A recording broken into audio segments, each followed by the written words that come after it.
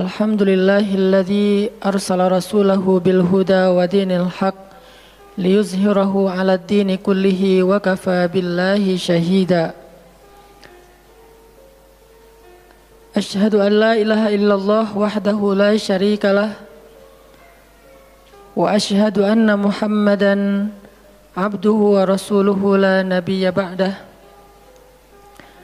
Allahumma salli wa sallim wa barik ala sayyidina wa habibina wa nabiyyina Muhammad wa ala alihi wa sahbihi wa man tabi'ahu ila yaumiddin.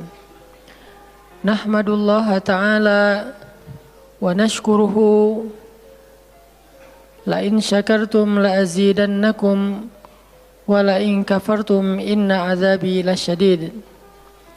Qala Allah Ta'ala fil Qur'anil Karim, A'udzu billahi minasy syaithanir rajim. Bismillahirrahmanirrahim. Wal 'ashr innal insana lafi khusr illa alladzina amanu wa 'amilus shalihat wa tawasaw bil haqq wa tawasaw bis sabr. Wa qala ta'ala,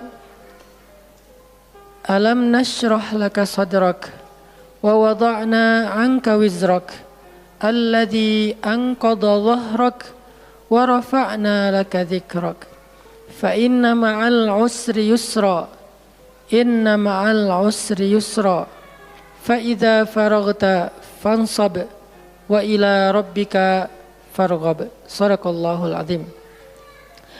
Teman-teman semuanya, anak muda Kota Bandung, jamaah tetap sharing time atau sharing night Rabu malam yang dirahmati Allah Subhanahu wa taala.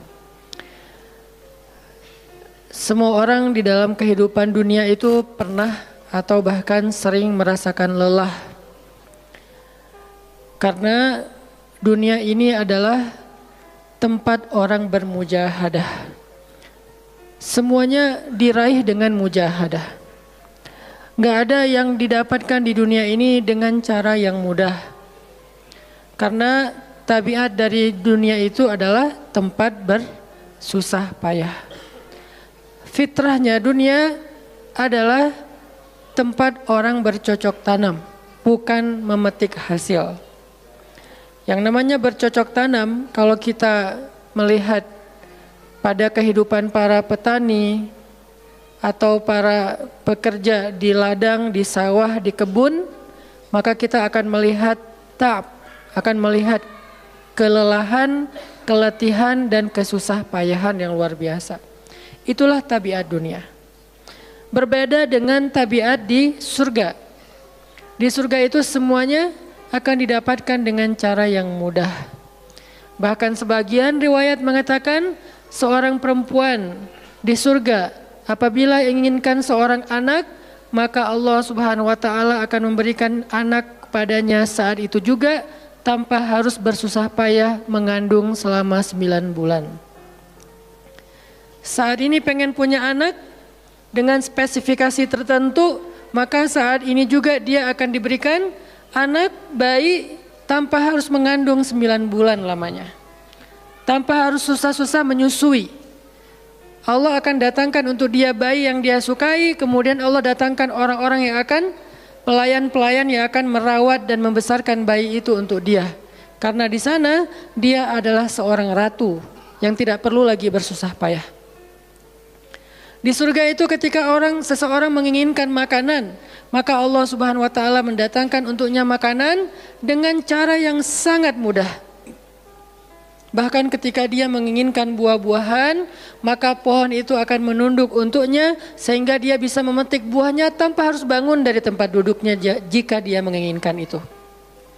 Tetapi kalau dia menginginkan sesuatu yang lebih, misalnya dia ingin berjalan-jalan di kebun-kebun di antara banyak kebun surga, lalu dia ingin merasakan memetik pohon sendiri sambil membawa keranjang-keranjang yang indah, maka Allah juga akan memperkenankan keinginannya.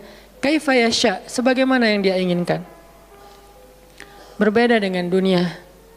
Di dunia, apapun yang kita inginkan itu harus melalui mujahadah, melalui ikhtiar. Bahkan ketika kita ingin menjadi orang yang sekedar tidur-tiduran pun, Allah Subhanahu wa taala mentakdirkan tidur pun lelah. Tidur aja capek. Duduk capek. Ada orang yang duduknya capek akhirnya dia berdiri. Ya. Ada orang yang capek berdiri akhirnya pengen duduk. Kapan duduknya capek pengen berdiri? Salah satu yang sering saya alamin itu kalau lagi naik pesawat. Apalagi pesawat penerbangan 9 jam, 10 jam itu pasti capek banget duduknya tuh. Sehingga kita menginginkan seandainya ada uang kita pengen duduk di kelas bisnis. Tapi karena nggak mampu membeli tiket yang 3 kali lipat lebih mahal di kelas bisnis, ya nggak apa-apa lah di kelas yang biasa ekonomi. Tapi ketika lelah 4 jam, 5 jam pesawat berjalan itu udah luar biasa lelahnya akhirnya berdiri mondar-mandir di antara lorong pesawat. Artinya duduk aja capek. Nggak ngapa-ngapain, suruh duduk doang. Nggak seperti orang dulu yang berangkat haji atau umroh naik kapal, lewat darat, pas sampai di laut naik kapal dengan ontanya, dengan kudanya. Orang dulu mencari ilmu itu dengan mujahadah yang luar biasa. Dengan naik onta berminggu-minggu, ini naik pesawat cuma 9 jam, capek. Yang nggak ada guncangan, biasanya guncangannya cuma pas di awal sama pas mau landing doang. Di atas udah jarang ada guncangan karena dengan ketinggian tertentu dan pesawatnya besar. Tapi itu juga capek. Naik kereta coba. Dari Jawa ke Bandung misalnya, sebutlah dari Semarang, dari Malang, dari Surabaya naik kereta 10 jam, itu aja capek. Nggak usah jauh-jauh, Bandung Jakarta aja 3,5 jam, itu pun capek.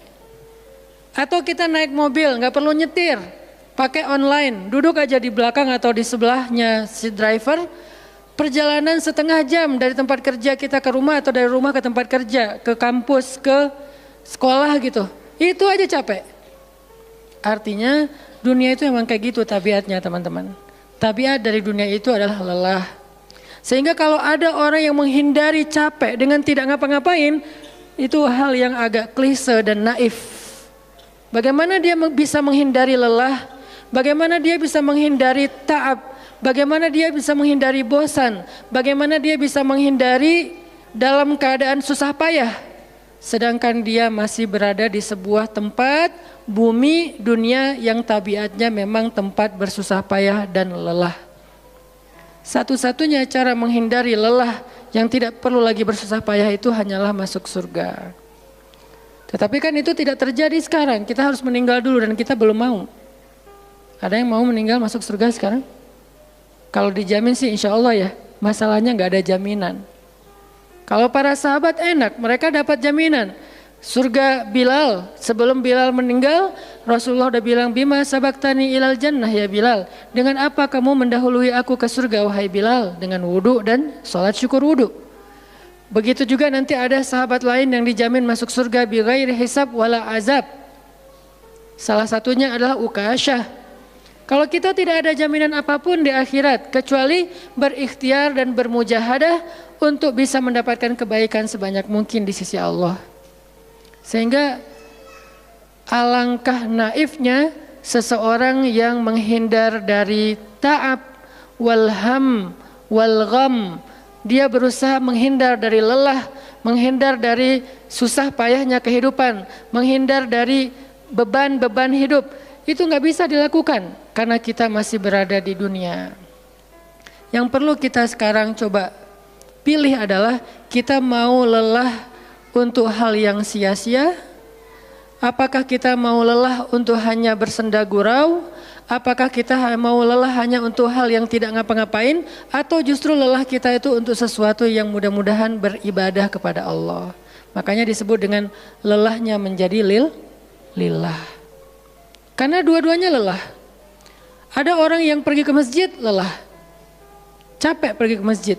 Tapi ada juga orang yang berbuat dosa, itu juga lelah. Memangnya kalau kita beribadah lelah terus berbuat dosa nggak lelah? Banyak orang yang berbuat dosa lelah dan kita pernah merasakan kehidupan seperti itu. Sehari, 2 hari, sebulan, setahun, 2 tahun. Sampai kita benar-benar merasakan lelah banget dengan dosa. Di malam hari berbuat dosa, lelah, akhirnya tidur sepanjang siang. Di siang hari berbuat dosa, lelah, akhirnya tidur sepanjang malam. Lelah sama lelahnya. Antara orang yang beribadah dengan orang yang bermaksiat, itu sama lelahnya. Bedanya apa? Yang satu lelahnya akan diganjar, dibalas oleh Allah dengan kebaikan dunia dan akhirat. Yang satu lagi lelahnya hanya akan disudahi dengan penyesalan. Sama-sama lelah. Bedanya lelah yang pertama mungkin baru dirasakan hasilnya setelah itu. Lelah yang kedua seolah-olah bisa langsung dirasakan kesenangannya, tetapi kesudahannya adalah penyesalan. Makanya pada malam ini kita ingin merenungkan beberapa nasihat baik dari Al-Quran maupun hadis tentang bagaimana kita menjadi orang yang setiap hari tetap lelah, tetap banyak beban, tetapi beban itu mudah-mudahan menjadikan kita mendapatkan banyak kebaikan di sisi Allah. Makanya Nabi SAW bersabda dalam hadis riwayat Bukhari dan Muslim, "An-nasu ka'ibil mi'ah, la takadu tajidu fiha rahilatan." Manusia itu seperti 100 ekor onta. Manusia ka'ibil mi'ah, seperti 100 ekor onta. Yang harganya murah 50 juta, yang hidupnya untuk disembelih pada akhirnya nahar, disembelih. Onta itu kan kalau disembelih sambil dia berdiri ya. Kalau ayam, bebek disembelih sambil dipegangin atau diangkat. Kalau kambing dan sapi dibaringkan. Kalau onta disembelih itu sambil diberdirikan. Dia berdiri langsung disembelih. Itu onta. Artinya manusia ka'ibil mi'ah. Nabi itu menggambarkan onta karena onta ini punya banyak macam. Mungkin di Arab nggak ada ayam yang bermacam-macam, akhirnya pakai bahasanya onta. Kalau di kita mungkin ada ayam potong, ada ayam kampung, dan segala macam, ada ayam jago. Kalau bebek ada mentok, ada apa? Bebek yang biasa, macam-macam kan. Di Arab mungkin nggak terlalu banyak variannya dan nggak terlalu akrab dengan kehidupan sehari-hari mereka. Yang akrab itu kambing, kuda, keledai, onta. Akhirnya Nabi mengatakan, "An-nasu ka'ibil mi'ah." Nabi seolah-olah mengambil sebuah perumpamaan. Dan perumpamaan ini bisa kita ganti dengan culture yang berbeda di setiap negara. Tetapi perumpamaan yang paling baik itu adalah onta. An-nasu ka'ibil mi'ah. Manusia itu seperti 100 ekor onta ibil. Onta potong. Yang hidupnya hanya untuk disembelih oleh tuannya, kemudian dagingnya dimakan atau dijual. Kenapa bisa begitu murahnya? Cuma 50 juta, 40 juta dan berakhir dengan disembelih? Karena onta ini hidupnya tidak istimewa. Dia hidup hanya untuk makan, minum, tidur dan berkembang biak. Cuman itu misi dari kehidupan dia. Makan, minum, tidur, berkembang biak. Udah itu doang. Setiap hari kerjanya makan aja. Lihat hewan ternak ngapain? Merumput aja setiap hari. Nggak ada hewan ternak yang tiba-tiba dia lagi ngapain? Lagi sholat? Nggak ada. Hewan ternak misalnya lagi ngebantuin tetangga? Nggak ada. Hewan ternak lagi menjenguk yang sakit? Nggak ada. Hewan ternak yang lagi menyelesaikan hajat saudaranya? Hewan ternak yang lagi dengerin curhat? Nggak ada. Kenapa? Karena tugas misi kehidupan mereka itu cuma diciptakan untuk makan, minum, tidur, berkembang biak, udah. Ini namanya kalau di antara onta namanya ibil. Yang hidupnya itu sesederhana itu. Nggak ada yang rumit, nggak ada yang terlalu berlebihan. Dan an-nasu, manusia secara umum mirip dengan ibil. An-nasu ka'ibili mi'ah. Jadi kalau kita bandingkan dari 100 orang itu hampir semuanya seperti ibil. Misi hidupnya itu hanya untuk dirinya. Gimana caranya biar bisa makan. Gimana caranya biar bisa istirahat dengan nyenyak, tidur. Gimana caranya biar punya keluarga, berkembang biak, punya keturunan. Dan kemudian dengan keluarganya dia punya family time. Kapan liburan, makan di rumah, jalan segala macam. Cuman itu misi dari kehidupannya. Sehingga Nabi menyebut mereka yang misi kehidupannya hanya dirinya dan keluarganya. Ka'ibili mi'ah, seperti 100 ekor onta. Kurang istimewa. Orang yang hidupnya hanya untuk dirinya dan keluarganya itu kurang istimewa. Sehingga disebut dengan ibili mi'ah, 100 ekor onta. Tapi enggak hina, tidak rendah, tidak mungkin melenceng, sesat segala macam, enggak. Dia tetap tidak haram, tidak najis. Nabi tidak mengumpamakan manusia seperti seekor anjing, seperti seekor babi, enggak. Karena itu najis, haram dan seterusnya. Onta, makhluk yang hewan yang baik, cuman tidak istimewa. Di sini tidak ada judgement. Nabi itu orangnya nggak suka menjudge. Nabi nggak mengatakan manusia ini semuanya apa misalnya dengan kalimat celaan, keledai, enggak. Manusia ini apa misalnya hewan yang najis, enggak. Nabi mengatakan an-nasu kaibilimiah, manusia itu seperti 100 ekor onta. La takadu tajidu fiha rahilatan. Hampir-hampir di dalam 100 ekor onta itu kamu enggak mendapati satu pun onta yang dikenal dengan nama rahilatan, rahilah. Rahilah itu dari kata rihlah. Rihlah itu udah jadi bahasa Indonesia, rihlah. Kemudian di Inggris-Inggriskan jadi traveling, trip, segala macam. Rahilah, dari kata rihlah. Apa itu rahilah? Onta yang bertugas untuk membawa beban tuannya dalam perjalanan panjang, baik itu berdagang maupun berperang. Dia punya misi lain selain makan, minum, berkembang biak, terus dipotong. Enggak, misinya lebih keren. Apa? Membawa beban. Membawa beban tuannya. Itulah rahilah. Sehingga punggungnya adalah punggung yang berkah, karena di atas punggung itu ditaruhkan beban terus menerus oleh tuannya. Berangkat bebannya apa, pulangnya beban apa. Karena orang dulu kalau berangkat berniaga, berdagang ke luar negeri, itu tuh bukan berangkat bawa beban, pulang nggak bawa apa-apa karena udah diuangkan, enggak. Mereka barter konsep perdagangannya.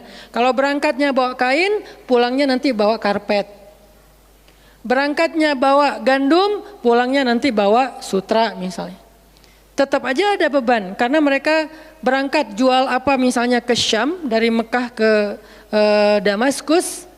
Nanti pulangnya dari Damaskus ke Mekah bawa lagi barang-barang Damaskus yang bisa dijual di Mekah. Pas berangkat bawa barang Mekah yang bisa dijual di Damaskus, pas pulang membawa barang Damaskus yang bisa dijual di Mekah. Li'ilafi Quraisy ilafihim rihlatash syita'i was-saif. Rihlah syita'i was-saif. Mereka melakukan rihlah pada musim dingin dan musim panas. Itulah ilafu Quraisy, kebiasaan orang-orang Quraisy. Ilafu Quraisy, kebiasaan tradisi orang Quraisy. Apa tradisinya? Berdagang di musim dingin dan di musim panas. Barang dagangannya beda-beda. Kalau musim dingin yang dibawa itu bahan-bahan jaket. Bahan-bahan untuk menghangatkan tubuh. Bahan-bahan yang kalaupun dia bawa makanan yang biasa dimakan di musim dingin yang menghangatkan tubuh. Kayak misalnya jenis bubur di Arab itu ada namanya adas. Dan itu disebutkan di dalam Al-Quran, di Al-Baqarah. Wa adasiha wa basaliha, ada adas, ada bawang. Adas itu salah satu makanan kesukaan orang Arab di musim dingin. Karena kalau makan adas kayak bubur gitu, dia badannya menjadi hangat. Jadi kayak menghangatkan tubuh gitu. Artinya syita'i was-saif, di musim dingin dan di musim panas, dua-duanya ada barang yang didagangkan. Dan itu adalah ilafu Quraisy, kebiasaan tradisi orang-orang Quraisy. Rihlah. Siapa yang akan dibawa rihlah? Apa yang akan membawa barang dagangan mereka ketika rihlah? Namanya onta rahilah. Onta yang mengangkut beban barang tuannya. Rahilatan. Sehingga onta ini adalah onta yang lebih kuat fisiknya. Onta ini onta yang lebih tangguh perjalanan walaupun mengalami badai. Onta ini onta yang lebih kuat ingatannya sehingga dia menghafal jalan yang dilaluinya. Walaupun terjadi badai dia nggak tersesat. Jarang onta rahilah tersesat. Biasanya yang tersesat itu ibil. Ibil kalau ditaruh di tengah padang pasir, terjadi badai, terus bekas jalannya ketutup dengan pasir, dia bingung. Itu ibil.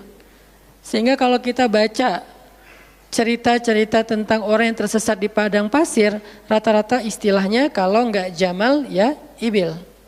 Kalaupun ada onta rahilah yang tersesat berarti badainya parah banget. Kalau ada hadis onta rahilah tersesat berarti badainya parah banget. Artinya rahilah ini ingatannya kuat. Dia kalau lewat satu jalan, setahun kemudian lewat lagi dia masih hafal. itu rahilatan. Dalam teknologi sekarang kita nyebutnya dengan map. Ada banyak platform aplikasi map digital yang membuat kita bisa menghafal jalan. Dan diupdate terus, jalan ini sekarang macet segala macam. Rahilatan punya kemampuan membaca jalan walaupun mungkin berbeda dengan teknologi sekarang. Itu namanya rahilatan. Ini kata Nabi, la takadu tajidu fiha rahilatan. Manusia itu seperti 100 ekor onta. Dan di antara 100 ekor onta itu atau 100 orang itu, hampir kamu tidak mendapati satupun yang bernama rahilatan, yang mampu mengangkat beban lebih. Sehingga di sini Nabi SAW seolah-olah mengajarkan kita, memotivasi kita agar belajar menjadi rahilah. Manusia itu baru istimewa kalau dia menjadi rahilah, kalau dia mengangkut banyak beban, kalau dia menjadi orang yang paling banyak bermanfaat untuk orang lain. Makanya muncullah hadis, khairun nas anfa'uhum linnas, inna ahabban nasi ilallah anfa'uhum linnas. Dua riwayat hadis yang berbeda.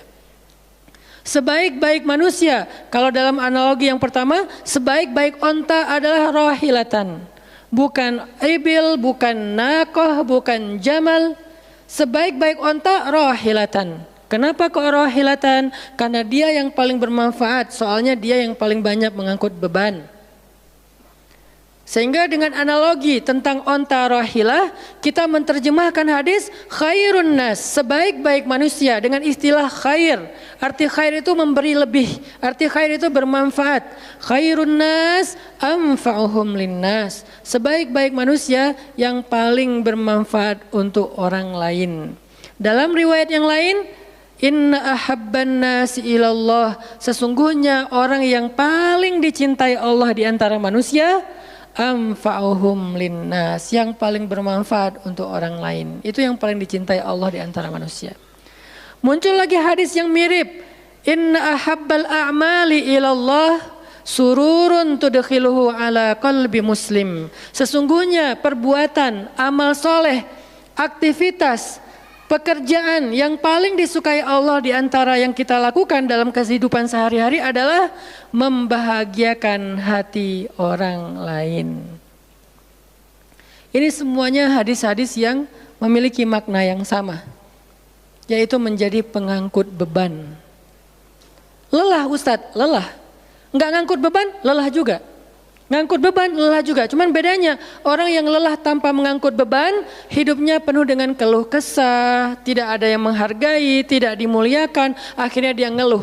Ada kan banyak orang yang ngeluh karena merasa dirinya nggak dihargai orang lain? Tetap aja ngeluh. Ada juga yang ngeluh karena terlalu banyak beban, padahal dua-duanya sama-sama ngeluh, kenapa nggak memilih yang lebih baik? Memangnya kalau kita nggak ngangkut beban, kita nggak akan berkeluh kesah? Ngeluh. Ngeluhnya mungkin bukan capek, ngeluhnya nggak ada yang hargai. Dan itu udah sunnatullah, kalau kita pengen dihargai, pengen dimuliakan, kita harus menjadi orang yang paling rahilah, yang paling banyak ngangkut beban. Nggak bisa kita jadi ibil tapi pengen diperlakukan seperti rahilah, itu nggak bisa. Kita tuh ibil, hidupnya untuk diri sendiri, nggak bantu siapa-siapa, nggak peduli dengan siapa-siapa, harta kita nggak bermanfaat untuk orang lain, pikiran kita nggak bermanfaat untuk orang lain, lisan kita tidak bermanfaat untuk orang lain, wawasan kita tidak bermanfaat untuk orang lain, apalagi tenaga kita nggak bermanfaat untuk orang lain, skill kita nggak bermanfaat untuk orang lain, semua tentang diri kita hampir tidak bermanfaat untuk orang lain, lalu kita ingin dihargai seperti orang yang paling bermanfaat. Ini naif, klise, nggak ada seperti ini, bukan sunnatullahnya. Karena seseorang itu diberi balasan sesuai dengan mujahadah. Al-jaza ala qadril masyaqqah, balasan tergantung susah payahnya dalam berikhtiar.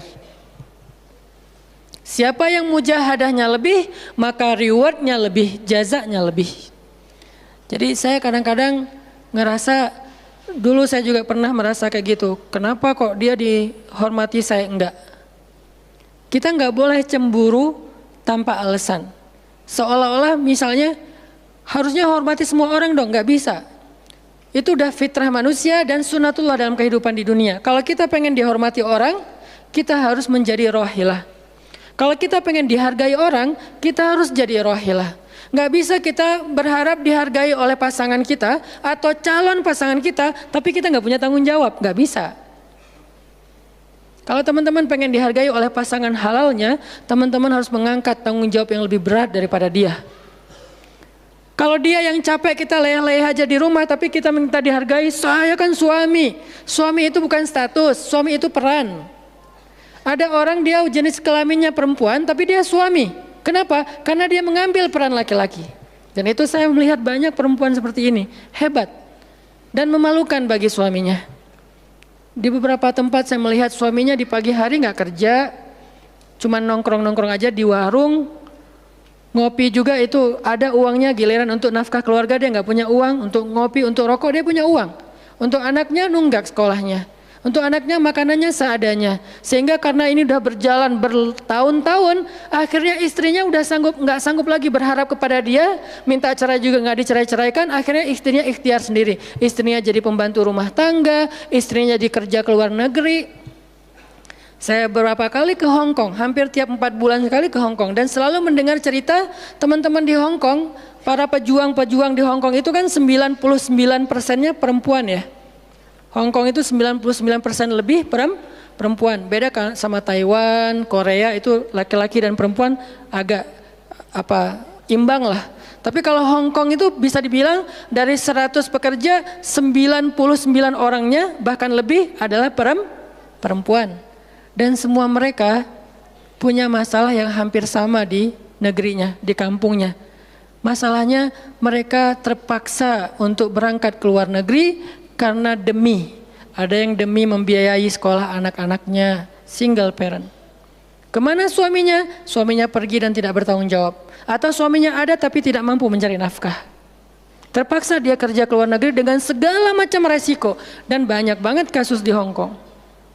Siapa juga yang mau jauh-jauh dari keluarganya, apalagi punya anak masih kecil ya. Kemarin kita baru dengar cerita seorang anak yang harus merawat ayahnya yang sakit kanker gara-gara di rumahnya nggak ada siapa-siapa, ibunya berjuang di luar negeri. Kenapa? Karena suaminya sakit. Kalau ini masih bisa kita pahami lah. Tapi kemana pamannya misalnya? Kemana misalnya kakaknya? Nggak tahu punya kakak atau gimana? Nggak tahu kondisi pamannya. Yang jelas bahwa ternyata kita itu dihargai itu bukan karena kita berstatus suami. Kita dihargai karena kita berperan sebagai suami, bukan berstatus sebagai suami. Kalau suami pengen dihargai, ambillah peran suami. Laki-laki pengen dihargai, ambillah peran laki-laki. Apa peran laki-laki? Tanggung jawab. Ambil sebanyak mungkin. Kalau kita udah menikah, tanggung jawab kita itu kalau mau lebih, jangan cuma istri. Ambil keluarga istri untuk kita ambil tanggung jawabnya. Adiknya istri, mungkin keluarga istri kita nggak mampu. Adiknya kita sekolahin. Mertua sakit, kita biayain.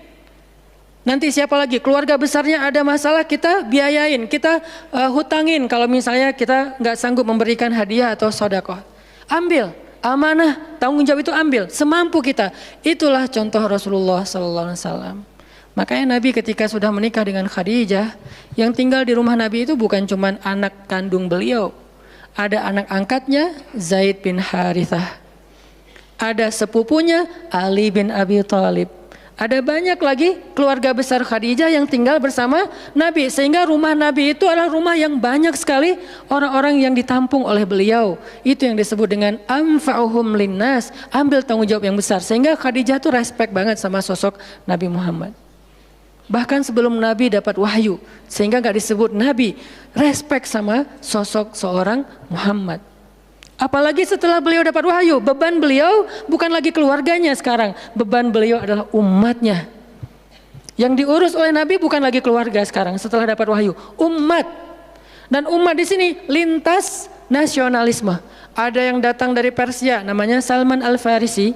Ada yang datang dari Romawi, namanya Suhaib Ar-Rumi.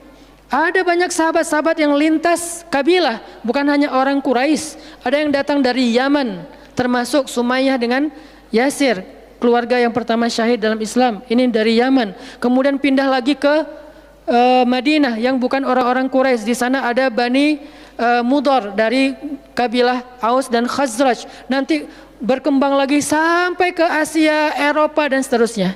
Inilah bebannya Rasulullah sallallahu alaihi wasallam. Sehingga Allah menyebutnya dengan istilah rahmatan lil alamin. Rahmah. Tahu arti rahmah? Rahmah itu kasih sayang. Maksud kasih sayang memberi sayang. Kasih sayang, bukan minta disayangi. Jadi kalau kita mau berkasih sayang, ya kasih sayangnya, jangan sayangi saya dong. Itu bukan kasih sayang, namanya terima sayang. Bukan kasih sayang, terima sayang, minta sayang. Itu namanya bukan rahmah, bukan mawaddah. Yang namanya rahmah, kasih sayangnya. Kalau kita nggak punya sayang, berarti kita nggak punya rahmah. Apa bentuk sayang kita? Perhatian. Apa bentuk sayang kita? Perasaan. Apa bentuk sayang kita? Dengan harta. Itu sayangnya. Dan Nabi, wa ma arsalnaka illa rahmatan lil alamin. Tidaklah kami mengutus engkau Muhammad kecuali untuk menjadi kasih sayang kepada alamin. Arti rahmah dalam tafsiran yang lebih luas menyelesaikan hajat manusia seluruh alam. Seluruh alam. Itulah kenapa Nabi Muhammad menjadi orang yang paling mulia. Karena yang diambil bebannya itu bukan satu keluarga Khadijah. Bebannya itu bukan satu kota Makkah. Bebannya itu bukan cuma orang Arab. Alamin. Sehingga Allah mengatakan, wa rafa'na laka dzikrak. Kami angkat engkau menjadi manusia yang paling mulia. Karena beban yang diambilnya paling berat. Apa beban Nabi? Apakah cuma ceramah? Enggak cuma ceramah. Kalau cuma ceramah gampang. Saya pernah menjadi penceramah dan saya pernah menjadi programmer dalam dakwah. 8 tahun saya ceramah di Bandung, gampang banget. Dan kalau mau nyaman jadi ustadz, mending saya jadi penceramah aja, gampang banget. Diundang-undang, ustadz mau dijemput? Ya jemput dong, jemput. Ya, ustadz kan dijemput, jarang kita jalan sendiri, seringnya dijemput. Dan karena dia pengen memuliakan kita, dia cari di tempat itu siapa yang punya mobil paling bagus untuk menjemput ustadz. Kalau di kampung, cari siapa yang punya mobil baru yang tahun misalnya 2018 lah, kalau nggak ada 2019. Saya punya, ya udah pinjam ya untuk jemput ustadz. Oh boleh saya senang jemput. Kalau perlu yang punya mobilnya sekaligus jadi supirnya jemput ustadz. Enak jadi penceramah. Jemput, tunggu di depan rumah, nggak langsung ketok. Kenapa? Nggak enak mau ngetok, biar ustadznya santai aja. Ustadznya keluar dibukain pintu. Terserah mau duduk di depan, duduk di tengah. Kalau ustadznya duduk di tengah, nggak ada yang di sebelahnya, kosong. Mau goler-goler, mau jungkir balik, bebas. Ustadz. Saya pernah ngalamin masa kayak gitu. 8 tahun, mudah banget, diundang-undang. Semua wajah tersenyum, nggak ada yang cemberut, namanya juga ustadz. Selamat datang ustadz, alhamdulillah bisa ketemu sama ustadz, silakan. Duduk dikasih makanan yang paling baik. Dihidangkan segala macam, minuman aja 5 jenis. Sampai bingung nih mana yang mau diminum. Ustadz mau apa? Kadang-kadang beberapa teman-teman panitia yang sangat udah pro banget nanya. Ustadz itu nanya ke asisten lah atau siapa manajemen, kalau dia punya manajemen. Ustadz itu sukanya makanan apa? Disediakan makanan kesukaan Ustadz. Kalau ke Bandung Ustadz senangnya makan apa? Disediakan makanan khas Bandung kesukaannya Ustadz. Dicari dari restoran terbaik yang ada di kota itu. Ini perlakuan terhadap ustadz, nyaman banget kalau ceramah tuh. Ceramah berapa lama? Terserah ustadz. Kalau lagi mood 3 jam. Kalau enggak lagi mood 45 menit. Ustadz kok ceramahnya cuma sebentar? Saya lelah sekali. Oh enggak apa-apa ustadz, istirahat ya ustadz, sehat terus ya ustadz. Doain. Pulang dianterin. Maaf dikasih amplop, transport segala macam. Kadang-kadang wah ngasihnya cukup untuk 2 bulan makan. Masya Allah enak. Kalau cuman yang disebut dengan rahmatil alamin itu cuman ceramah, itu bukan rahmatil alamin. Walaupun itu salah satu kebaikan. Tapi kemudian setelah 8 tahun saya berdakwah dengan ceramah, saya mengubah konsep dakwah saya menjadi programmer. Memprogram masjid. Al-Latif.